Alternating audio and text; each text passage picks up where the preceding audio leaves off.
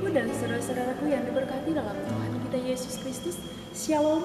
Bersama saya Olin Pelatimu dalam program virtual Firman Tuhan Allah, satu program rohani Kristen yang memberikan penguatan bagi kita lewat taburan firman.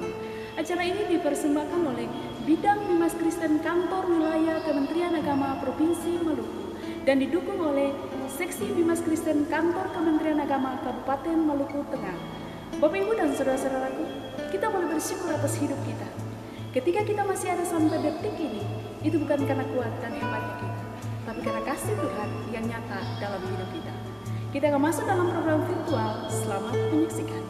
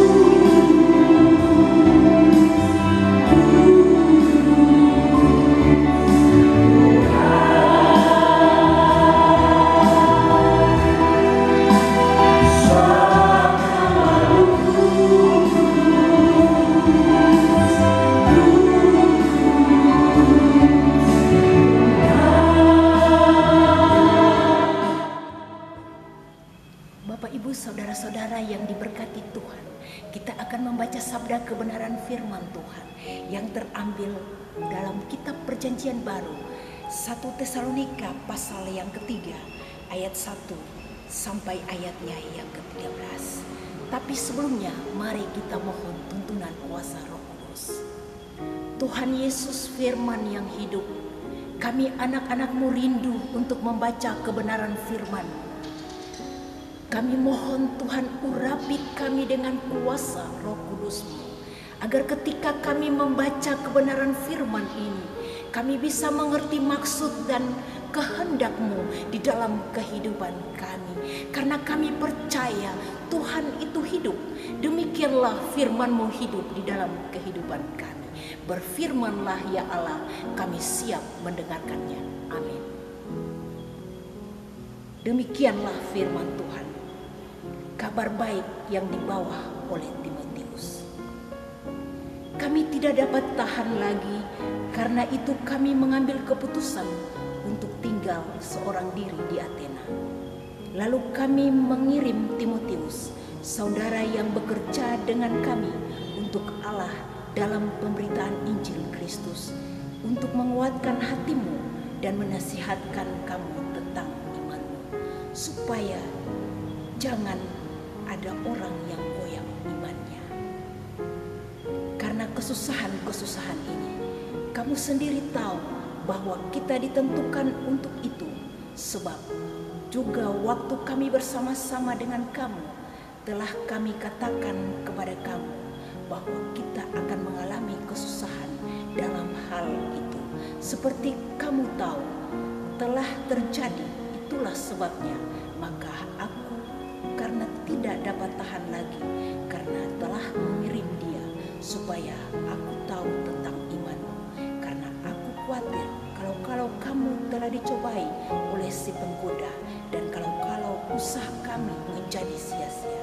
Tetapi sekarang setelah Timotius datang kembali dari kamu dan membawa kabar yang menggembirakan tentang imanmu dan kasihmu, dan bahwa kamu seluruh menaruh kenangan yang baik akan kami dan ingin untuk berjumpa dengan kami, seperti kami juga ingin untuk berjumpa dengan kamu. Maka kami juga saudara-saudara dalam segala kesesakan dan kesukaran kami menjadi terhibur oleh kamu dan iman. Sekarang kami hidup kembali asal saja kamu menaruh berdiri di dalam Tuhan. Sebab ucapan syukur apa yang dapat kami persembahkan kepada Allah atas segala sukacita yang kami peroleh karena kamu di hadapan Allah kita? Siang malam kami berdoa sungguh-sungguh supaya kita bertemu muka dengan muka dan menambahkan apa yang masih kurang pada imanmu. Kiranya Dia Allah dan Bapa kita dan Yesus Tuhan kita membukakan jalan bagi kepadamu, dan kiranya Tuhan menjadikan kamu bertambah-tambah dan berkelimpahan dalam kasih seorang terhadap yang lain dan terhadap seorang, sama seperti kami juga mengasihi kamu. Kiranya Dia menguatkan hatimu supaya tak bercacat dan kudus di hadapan Allah dan Bapa kita karena waktu kedatangan Yesus Tuhan kita dengan semua orang kudus. Demikianlah firman Tuhan. Shalom saudara-saudara yang dikasih dalam Tuhan Yesus Kristus. Dari lokasi landmark Kota Masohi, Tugu Pamahanu Nusa yang tepat berada di samping kanan saya Marshall Somokil ingin menyapa kita semuanya yang ada di rumah sembari berdoa dan tetap berharap kita semuanya ada dalam kondisi yang sehat, penuh sukacita sekalipun dunia kita masih dilanda oleh pandemi COVID-19. Saudara-saudaraku yang diberkati oleh Tuhan, beberapa saat yang tadi kita sudah boleh mendengarkan firman Tuhan yang terambil dari 1 Tesalonika pasal 3 ayat 1 sampai 13. Untuk itu di saat ini saya ingin mengajak kita semuanya untuk ada dalam refleksi bersama bagaimana kita harus mengetahui tentang makna dari firman Tuhan. Saudara-saudaraku, saya memberi judul bagi refleksi firman Tuhan di saat ini adalah bertumbuh di dalam kasih.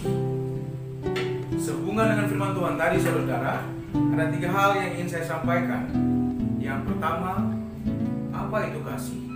Kemudian yang kedua, mengapa kita harus mengasihi? Dan yang ketiga, bagaimana kita harus memelihara kasih. Nah, saudara-saudaraku, hal yang pertama yang ingin saya uraikan adalah mengenai makna kasih itu sendiri. Apa itu kasih? Saya mengutip pernyataan dari seorang teolog besar, Thomas Aquinas, yang hidup di Italia beberapa abad yang lalu. Thomas Aquinas mengatakan bahwa kasih adalah persahabatan manusia demi Allah. Kebiasaan mengasihi ini kemudian berkembang bukan saja tentang mencintai Allah, tetapi juga mencintai sesama kita. Bagi saya pribadi, kasih adalah kompleksitas perbuatan yang di dalamnya ada relasi. Ketika kita mengatakan kita mengasihi seseorang, itu berarti kita tidak membenci orang itu, kita tidak menaruh dendam, kita tidak egois, kita tidak pemarah, dan tidak menguntungkan diri sendiri. Ketika kita mengatakan kasih, itu berarti kita sementara melakukan perbuatan-perbuatan yang baik. Dan perbuatan-perbuatan yang baik ini bukan saja kita lakukan bagi diri kita sendiri, tetapi perbuatan baik ini kita lakukan bagi orang lain. Nah, saudara-saudaraku, hal yang kedua adalah mengapa kita harus mengasihi. Firman Tuhan dalam 1 Yohanes 4 ayat 10 sampai 11 mengatakan seperti ini. Bukan kita yang telah mengasihi Allah, tetapi Allah yang telah mengasihi kita yang telah mengutus anaknya sebagai pendamaian bagi dosa-dosa kita. Saudara-saudaraku yang kekasih, jikalau Allah sedemikian mengasihi kita, maka haruslah kita juga saling mengasihi. Alasan terbesar mengapa kita sebagai orang Kristen harus mengasihi adalah tentang ini. Karena Allah dalam Yesus Kristus lebih dahulu mengasihi kita. Puncak dari kasih Allah bagi umat manusia adalah ketika Yesus Kristus mati di tiang kayu salib untuk menebus dosa-dosa kita sebagai orang berdosa. Saudara-saudaraku, hal ini hendaknya selalu mengingatkan kita untuk tetap mengasihi orang lain. Pencipta kita mengasihi kita, dengan demikian kita harus mengasihi sesama ciptaan kita. Percuma jika kita mengatakan kita mengasihi Allah, tetapi saudara-saudara kita yang di depan kita tidak mengasihi mereka. Firman Tuhan juga mengatakan bahwa bagaimana mungkin seseorang mengasihi Allah yang tidak dilihatnya, tetapi tidak mengasihi saudara-saudaranya yang dilihatnya dengan mata telanjang. Saya berharap kita semuanya melakukan hal yang sama untuk tetap mengingat kembali mengapa Allah begitu mengasihi kita. Dengan demikian, hal ini tetap mendorong kita untuk melakukan perbuatan-perbuatan baik bagi sesama kita yang ada di sekeliling kita. Ini adalah bagaimana cara kita memelihara kasih.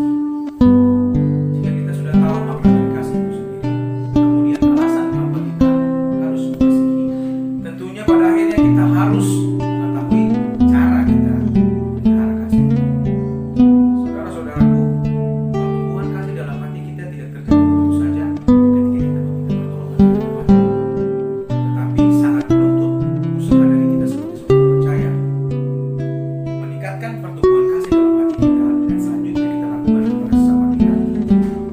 Layaknya seperti kita menjaga sebuah tanaman. Ketika masih kecil, tanaman itu dipelihara dengan tujuan suatu saat nanti tanaman ini bertumbuh dengan baik dan menghasilkan buah yang baik.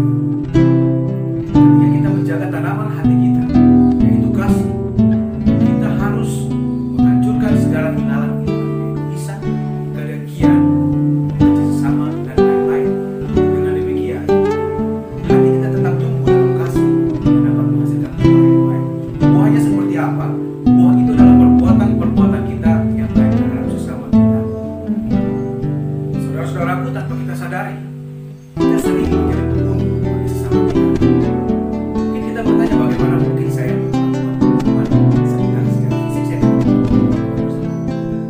Dalam firman Tuhan 1 Yohanes 3 ayat 15 dikatakan seperti ini, saudara-saudara. Setiap orang yang membenci saudaranya adalah seorang pembunuh manusia. Dan kamu tahu bahwa tidak ada seorang pembunuh yang tetap memiliki hidup yang kekal di Kristus. Jika kita tidak melakukan kasih, kita layaknya seorang pembunuh dan kita tidak akan mendapat hidup yang kekal.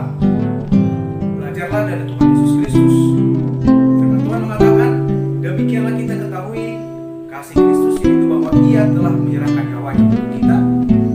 Jadi kita pun wajib menyerahkan nyawa kita untuk saudara-saudara kita. Barang siapa mempunyai harta duniawi dan melihat saudaranya menderita kekurangan, tetapi menutupi Tuhan dia terhadap saudaranya itu, bagaimanakah kasih Allah dapat tetap diam dan menderita? Percuma kita melihat orang sementara menderita tetapi tidak menolong. Percuma ketika seorang meminta pertolongan kita cuek dan pura-pura tidak tahu, sementara kita sedang berusaha untuk menjaga diri kita sendiri. Saudara-saudaraku, sekali lagi saya ingin mengatakan, firman Tuhan mengatakan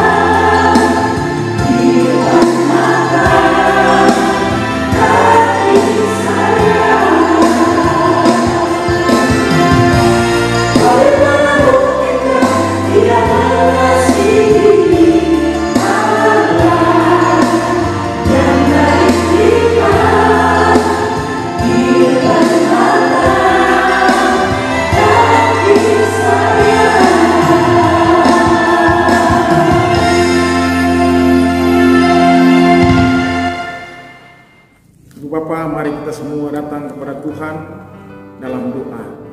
Kita berdoa.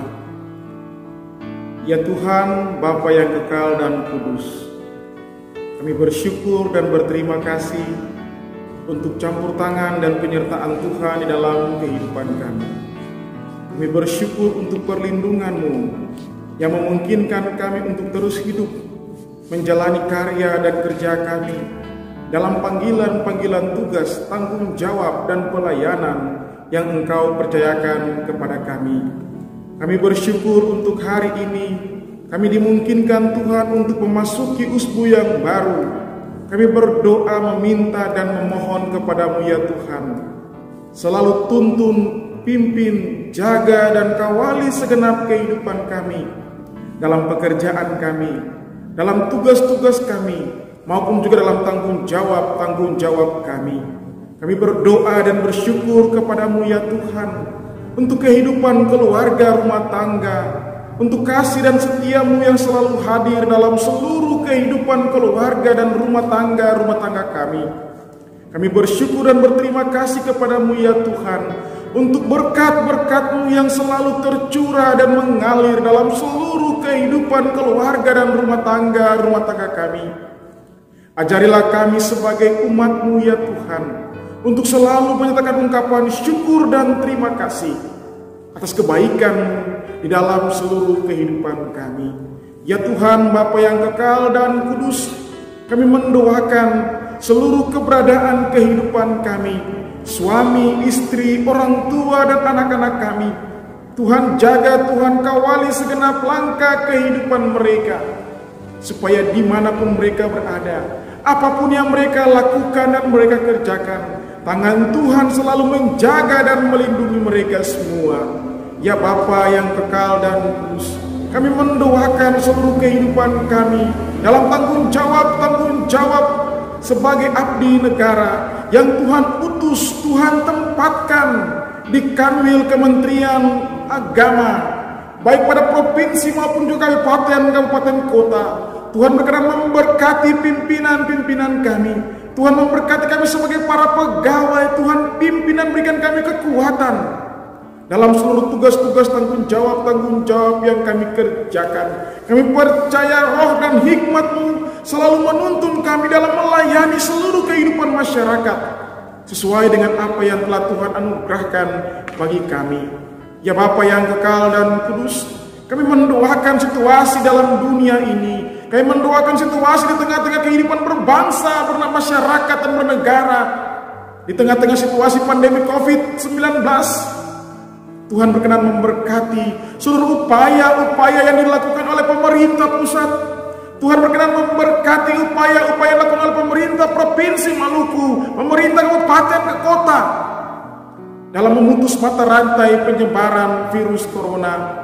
Biarlah setiap langkah-langkah yang dilakukan, tugas-tugas dan tanggung jawab yang dilakukan akan benar-benar memberikan kebaikan, akan benar-benar dapat memberikan manfaat bagi seluruh kehidupan masyarakat. Teristimewa kami berdoa Tuhan Yesus, biarlah semuanya dapat memutus mata rantai penyebaran virus corona. Kami ingin mendoakan tenaga-tenaga medis di rumah sakit, di puskesmas, di mana saja para relawan yang bekerja dalam kepentingan penuntasan penyebaran virus corona. Diberkatilah seluruh kehidupan mereka, keluarga dan rumah tangga, tanggung jawab kemanusiaan yang mereka lakukan.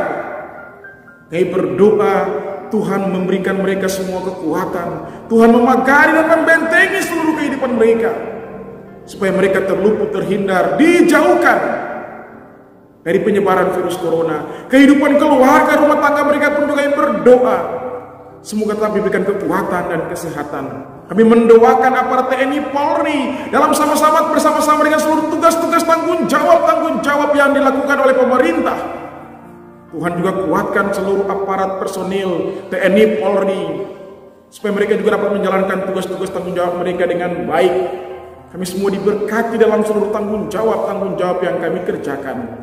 Ya Tuhan, Bapa yang kekal dan kudus, kami ingin mendoakan orang-orang yang sementara dirawat, yang diisolasi, yang harus menjalani karantina karena terinfeksi virus corona. Tuhan, Engkau selalu hadir dalam seluruh kehidupan mereka. Jikalau saat ini mereka sementara berada dalam ruang-ruang perawatan, jikalau saat ini mereka sementara berada dalam ruang-ruang isolasi, Roh Kudus-Mu membalut hati dan kehidupan mereka, supaya mereka tidak bimbang, ragu, kecewa, putus asa. Tuhan memberkati setiap upaya pengobatan, pemulihan yang dikerjakan dalam seluruh kehidupan mereka, supaya mereka memperoleh kesembuhan. Ya Tuhan, Bapa yang kekal dan kudus, kami yakin dengan pertolongan Tuhan, kami semua dapat melewati situasi ini. Dengan kasih dan kuasa ya Bapa, situasi ini akan segera berlalu daripada seluruh kehidupan kami. Dan oleh karena itu ya Tuhan, ajarilah kami supaya kami tetap tekun setia, mengandalkan Tuhan, mengandalkan kuasa-Mu dalam seluruh kehidupan kami, dalam seluruh tugas-tugas dan tanggung jawab kami. Terima kasih Tuhan untuk ibadah ini. Terima kasih untuk firman Tuhan yang telah kami dengar. Biarlah hidup kami senantiasa dituntun dalam kebenaran firman-Mu ya Tuhan. Ajarilah kami ya Bapa untuk menyerahkan kehidupan ini, dituntun dalam kasih dan kuasa-Mu, dalam kebenaran firman-Mu yang senantiasa membimbing kami kepada kebahagiaan, sukacita, perlindungan dan pertolongan. Kami berdoa membuka seluruh kehidupan kami di hadapan-Mu ya Tuhan. Jikalau dalam seluruh tugas-tugas dan tanggung jawab kami, dalam seluruh kehidupan keluarga dan rumah tangga kami kedapatan keliru, melakukan segala sesuatu yang tidak berkenan kepada-Mu ya Bapa, kami mohon dengan segala kerendahan hati, Tuhan ampuni kami, sucikan dan baharui kehidupan kami ya Bapa, supaya kehidupan kami benar-benar berkenan kepada-Mu. Terpujilah nama-Mu ya Tuhan, Allah sumber kehidupan, Allah sumber pertolongan, Allah sumber kehidupan kami. Kami berdoa kepada Bapa di surga, dalam anak-Mu Yesus Kristus Tuhan penolong penyelamat kehidupan kami, sambil kami memohon janji penyertaan dan berkat-Mu.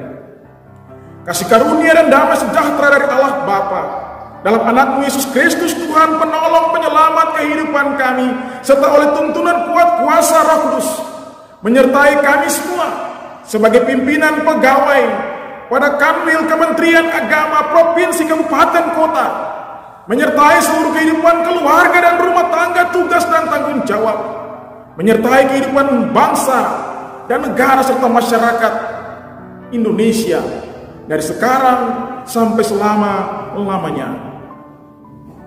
Amin. Bapak, Ibu, dan saudara-saudaraku yang diberkati dalam Tuhan kita Yesus Kristus, demikian program virtual kita kali ini. Semoga apa yang ditaburkan lewat taburan firman-Nya menjadi kekuatan, menjadi pegangan bagi kita dalam menjalani hari-hari hidup kita ke depan. Akhir kata, saya Olin Pelatimu pamit dari hadapan Anda. Sampai kita berjumpa pada program virtual berikutnya. Tuhan Yesus menyertai dan memberkati kita. Shalom.